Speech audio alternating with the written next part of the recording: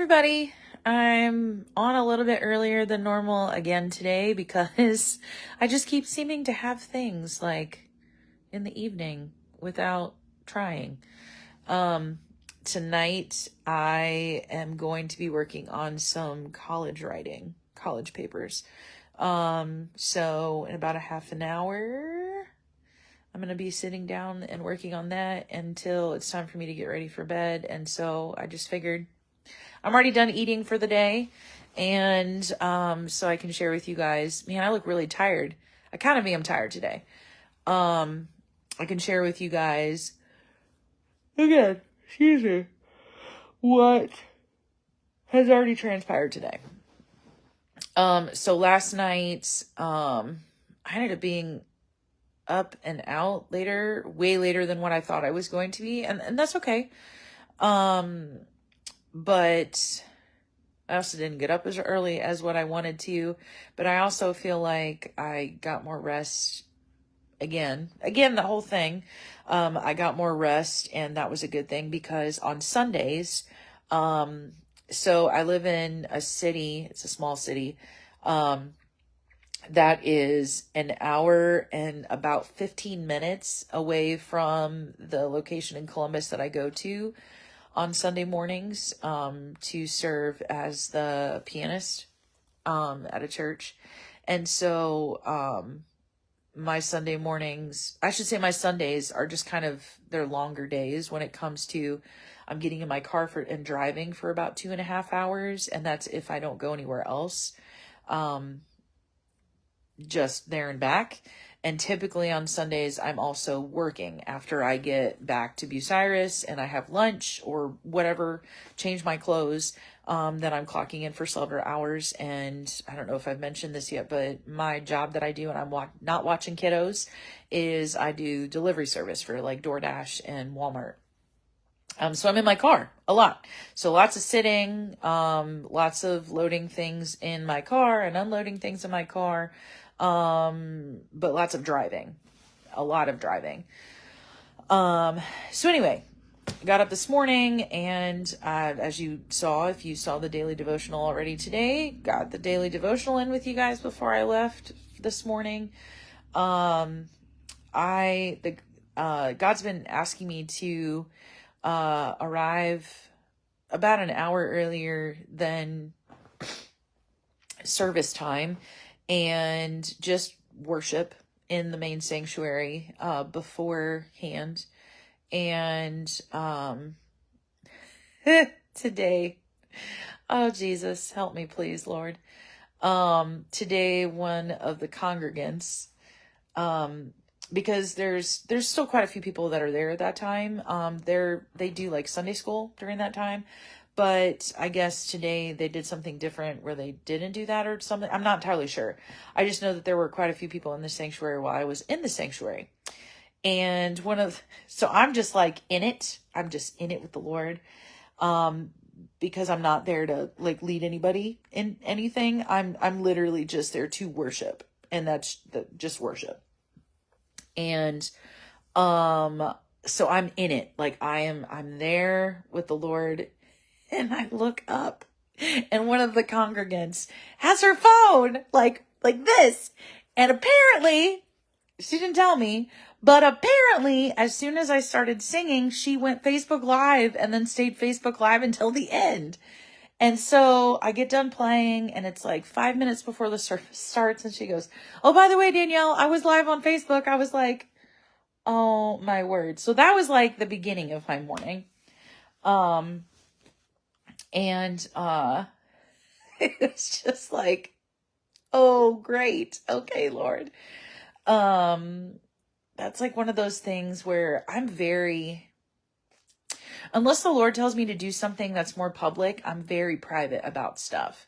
And so I was like going back and forth, but again, showing people grace where they're at, okay? And the whole point of why she went Facebook Live was, well, actually I didn't ask her. So I guess this is my assumption of why she went live. She went live because they are wanting to get more people in the doors.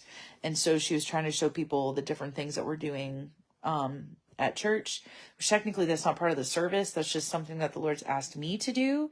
And I haven't really talked to I've told pastor that that's something that I'm going to start doing regularly. But it's not like something that's on the schedule for like Sunday school and then we're going to worship in the same or anything like that. It's just literally something that the Lord's asked me to do. And so I assume that that's part of the reason is because they're trying to get more people in the doors and showing them that we have different things that we offer. But, because God's taking me on this journey of, I grew up basically, believing about myself and putting myself in a box because of things that people told me that, like I'm a worship leader. And so I'm called to, lead people into the throne room and yada, yada, and all that stuff that goes along with that.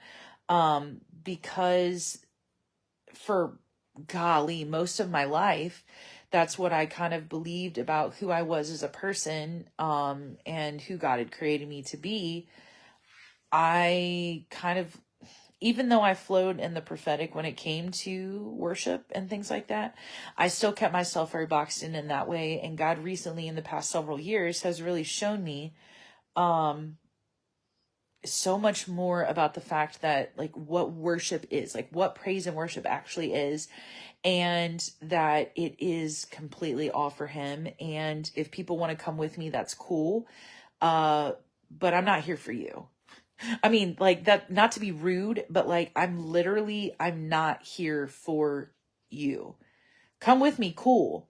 But I am not there to lead you. I'm literally there to like, basically, basically just be in the throne room with the Lord, period.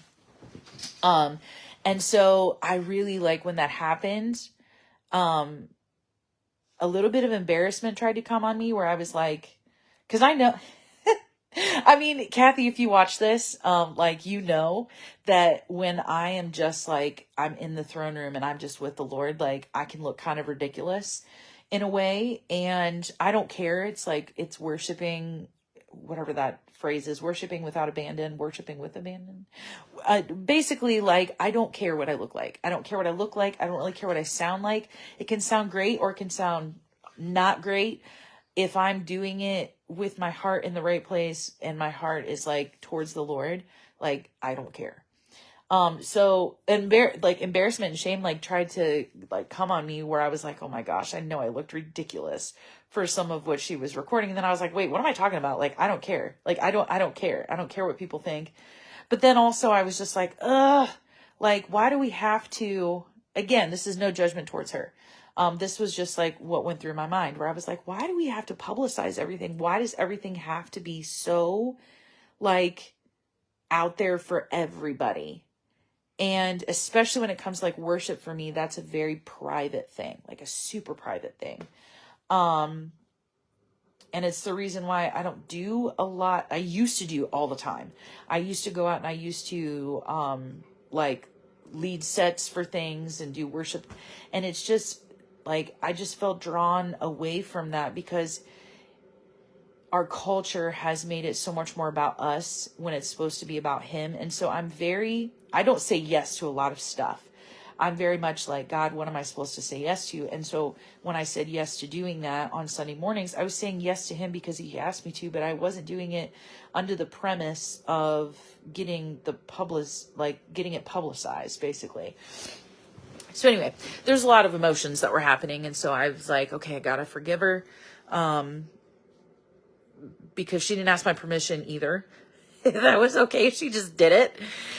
So like, I forgive her, and, I'm not going to allow any kind of like shame or embarrassment to come on me. And Lord, if that was, if that didn't bring glory to your name, or, if there's any kind of glory that was trying to come on me about that, like, I'm just pointing it directly back to you. So like that was, that was my morning, guys. But before that, I will say this, before I left this morning, and remind you, just a reminder about what I said earlier, it is over an hour and 15-minute drive. So when I woke up this morning, and I was getting ready for my day, I could kind of feel the beginnings of, which is weird because if you've been watching this at all, you know that like I just really haven't been hungry the past couple of days. So it was really weird that I could almost feel like before I even got in the car, I was like, I feel like I might be getting hungry before I get to church. And so I thought about it while I was getting ready, and then I finished getting ready. I was kind of like rushing out the door, and I got in my car and I was warming it up. And as I was warming it up, the Lord was like, hey, and I was like, oh shoot. So I came back inside and I grabbed a granola bar. Probably not the best granola bar, but it's what we have in the house at the moment until I buy something different. And then I still had a thing of strawberries. And so I got the container out, and I got a bowl out, and I'm getting ready to put strawberries in a bowl. And I heard the Lord say 4. And so I was like, 4. Okay, cool.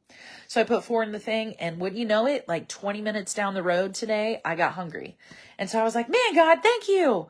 Like, thank you. Again, it's about like tuning in and listening to him all the time.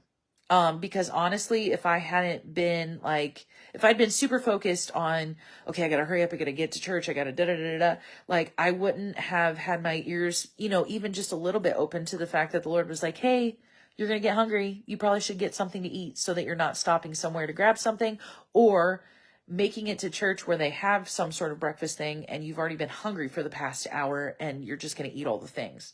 And so I was like, man, thank you, God. So I'm driving down the road and I'm actually taking my time eating. And it was the weirdest thing, guys, like halfway through service. So I play. And then when pastor is preaching, his grandson is there and I have a really good relationship with him. He's a 9-year-old little boy. He's the cutest thing ever. I go back and I hang out with him and we talk about, what he learned about in Sunday school. Today I taught him, the Zacchaeus little song that we learned as kids. If you were in church, you learned it, and we just had a blast with that. But while I was back there with him, I got hungry again, and I was like, what is happening today? So I got they had a different kind of granola bar. Like the other one that I had was like chocolate chip something. I don't know. And this one was like a blueberry granola bar. And so I was like, in my mind, I'm like, okay, what should I have? Cause they have all these options out there. They had like chocolate out there. Not good stuff. And so, I mean, again, not that chocolate's bad, but it was like it was going to not fill me up. It was not going to do what I needed it to do. And I was going to be hungry again way sooner than before I got home. And there's so much food that I could go through and grab on my way home that I wouldn't be waiting for what I actually had planned to eat. That was more healthy than going to takeout or drive-through food. So I ate that and then I was good. And so then I drove the rest of the way home. And before I left the church, there was like some really cool stuff that got so good. I just want to encourage you, like in this season that we're in, to look for those, what I like to call God wink moments, where you'll be having a conversation with somebody or something will happen and you'll just be like, wait, what? Because it's like a very subtle, but super definite confirmation of something God's been talking to you about. And if you're not tuned in and paying attention to it, you will miss it. So like, I just encourage you, like, stay tuned into those things because God's going to start confirming things to you, like things that he's spoken to you in your secret place time with him. And there's going to be conversations you're having with people that you haven't talked anything about any of that stuff with. And they're going to say something and you're going to be like, wait, say what? Because it's going to be something that God wants to make sure that you got. Like, did you get that? And so that was one of the things that happened today. So like on the drive home, I'm like, man, God, like, this is so funny. Like, you crack me up with how much you want me to get it. Like, you really want me to get something that you're telling me. So then I got home and I had caprese salad because I told you I had leftovers again, from yesterday. And so that's what I decided to eat for lunch. And, what else did I have? Oh, my dog wants out, so I'm going to let him out. We're going to take a little walk. Come on, buddy, let's go outside. So you guys get to kind of see a little bit of our house more than what you've already seen. Come on. So I ate that and then I was full. And so I was like, I don't want to eat anything else. But because I was getting ready to clock into work, and honestly, I kind of have a little bit of a sore throat today. Not fun, not a fun thing at all. I took some Airborne to help with that, because I really feel like it's a weather change thing going on is what's happening. So I got some sinus excitement. And then I took a pomegranate juice with me. And so then when I was working, I drank that, and I had it gone by my 4:00 time. And so that's like really what I've eaten today and like what I've done today. But man, yeah, those like God wink moments, just watch for those God wink moments, because they're so confirming, and they're just like, for me at least, they just make me chuckle. They make me chuckle at the Lord and like how funny he is, the way that he like shows himself to me. Cause I'm just like, oh my gosh, this was a private conversation that we had, me and you, Lord, and someone that has no idea what I'm walking out talking with you about, and you're confirming to me that they're clueless. They're super clueless, because we don't have those types of conversations. And yet the thing that they're saying is confirming in my spirit what you showed me yesterday and this morning. What? Like, I forget. I was talking to a friend the other day, and they were telling me something, and they had a conversation with their neighbor, and their neighbor, who is not saved at all, so this person doesn't know Jesus at all, said the exact thing, like just crazy random, said the exact thing to my friend during this conversation that God has been showing to her. And so I flat out just I was like, look, dude, like, listen, if God can use a donkey, he can use anybody. Okay. You know, like Balaam's donkey spoke to him. He can use anybody that he wants. He can do it however he wants to speak to us. So just watch for those moments of how God is speaking to you and in the manner he's speaking to you. And the last thing I want to say, for those of you that have been walking this journey with the Lord for a while, okay, God was reminding me of this on the way to work this morning. Something that he showed me, it's been a while ago now, but it's like still so relevant and so good, is that we get so used to hearing from God in a certain way that it's almost like, because it said to seek the Lord, and when you seek him, you will find him. So one day when I was praying, the Lord showed me that this is like a game of hide and seek with him, where he wants us to seek him. Like, he's hiding from us, but it also says that he's hidden so that we can find him in the word. And so thinking about it from like a kid's perspective, like we're supposed to come into the kingdom like children, right? So thinking about it like playing hide and go seek with the Lord. And so you're used to him hiding in this one spot, so you can always find him. Like, he's always behind the tree. And then one day you go to the tree and he's not there. And it's because he's ready for you to go deeper with him and be more intimate with him and find him, because now he's hiding behind the rock. But if you just continue to be frustrated that you can't find him behind the tree, and you stop seeking him, because we can do that, you stop seeking him, you don't realize, hey, it's literally just around the corner. The rock is right there, and he's right there, hidden in plain sight. And so the Lord just reminded me of that today, which I feel like is something that I'm supposed to share with all of you too. So seek him somewhere different than what you've realized he was speaking to you before, and like be attuned to the fact that he might not be behind the tree anymore. He might be behind the rock, or he might, like he might be somewhere else that you've never saw him before, or you've never seen him before. But that doesn't mean that he's not there, hidden in that thing or hidden behind that thing. So anyway, just look for him, seek him, and you will find him. He is not hard to be found. It says that in scripture. He is also a mystery, and we are to seek out the mystery of who he is. So just be encouraged in that. And I can't wait to spend the morning in the devotional with you. So have a great rest of your night. I love you all. Blessings.